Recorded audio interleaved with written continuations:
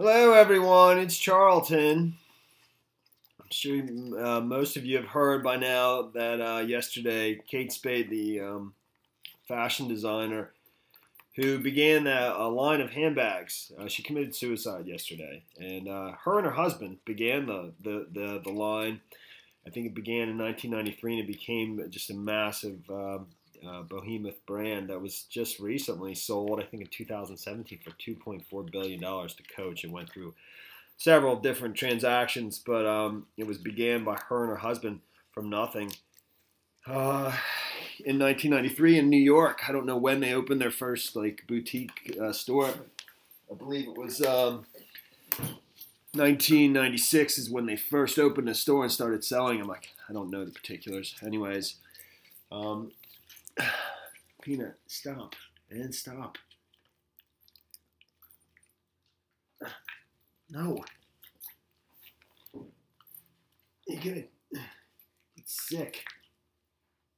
Peanut. What is that? Hey. No. This is why he's not eating his food, because he's eating this and swallowing it. No. Sorry. So, all right, let me try to continue. So she hung herself yesterday from her doorknob. I don't fully understand that, with a scarf, reportedly. Peanut, knock it off.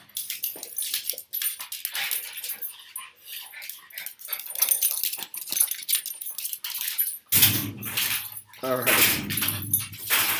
Goodness gracious. I'm going to keep going because I really got to go. And I don't really know all the details to this. I saw a couple of posts by David Spade. I posted some, a very sweet post on his Twitter and his Instagram about his sister-in-law. And they were friendly. They were friends. They obviously had time together at family functions and stuff like that. It's his brother that was married to her. Peanut! Come on. All right, come on.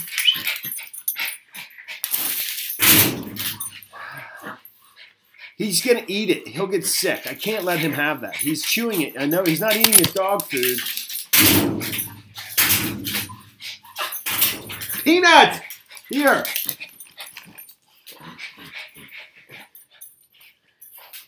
He wants the chicken. All right, Peanut. Go ahead and eat it, man. So where was I? And so she reportedly hung herself in her apartment. I think from a doorknob with a scarf. And her husband was actually in the apartment, but he's not. The housekeeper found her around 10 a.m. Their daughter, who's 13 years old, was in school, and she left a note. And reportedly, the note focused on that, just telling her daughter that it's not her fault, and that was the gist of the note. And I think I mentioned I didn't know her, but I know David Spade, and David Spade's brother is her husband. So and this is what caught my attention for some reason, because I know David Spade. He left, he sort of focused on the happier times. He left a couple of sweet posts on his Instagram and his Twitter account. Well, this is of a Christmas family function. It says a fuzzy picture, but I love it. Kate and I, during Christmas family photos, we had so much fun that day. She was sharp and quick on her feet. She could make me laugh so hard. I still can't believe it. It's a rough world out there. People try to hang on. And similar over at Instagram, Kate at my book signing. I love this pic of her. So pretty. I don't think everyone knew how effing funny she was. It's a rough world out there. People try to hang on.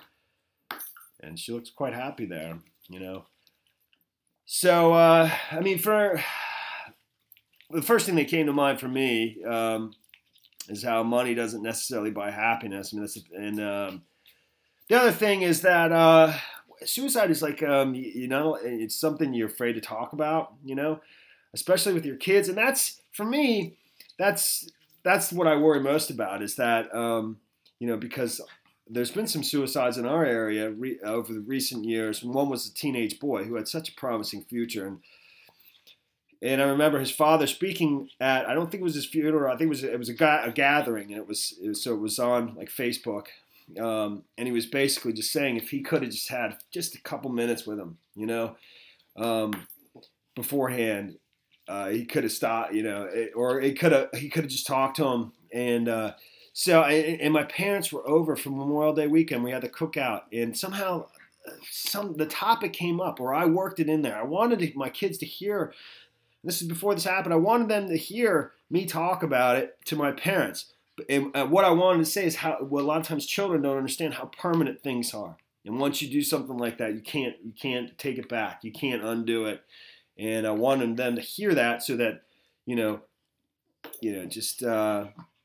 just give me a chance to talk through it and find another way.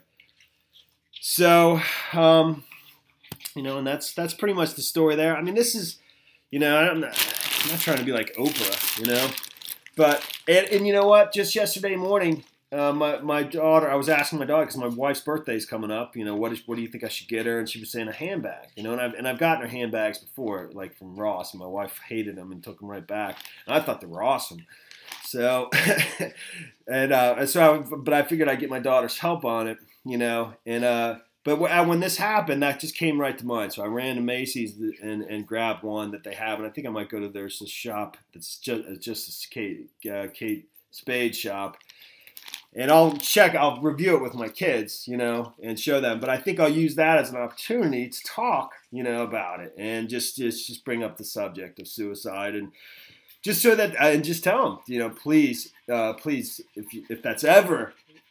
Just give me a chance to talk to you first, and we'll get some help or whatever it is.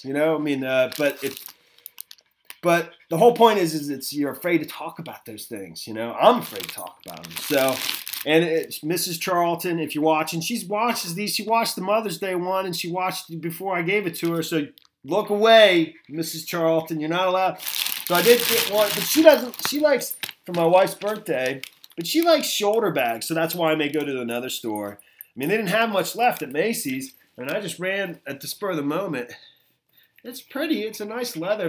And that's it. She had a simple design. I think I saw tweet after tweet of people who bought these, as they were young women, but they're not super expensive like Coach, they're fairly affordable, but they're still stylish and simple and sleek and elegant and all this other stuff. I saw her give a couple interviews on coming up with the idea of meeting meeting a need that wasn't being met, between low end and super high end, but people loved them. That's why the brand is worth. We just recently sold a Coach for $2.4 billion. They sold a big chunk of the business, her and her husband, at I think to Neiman Marcus, and then it got sold to Liz Claiborne and changed hands a couple times, but they owned still other shares in the business, and eventually was just sold in 2017 for $2.4 billion to Coach. All right, that's the end of this video. Thanks for watching my videos. Please subscribe to my channel. Give me a like down below. I'll see you in the next video.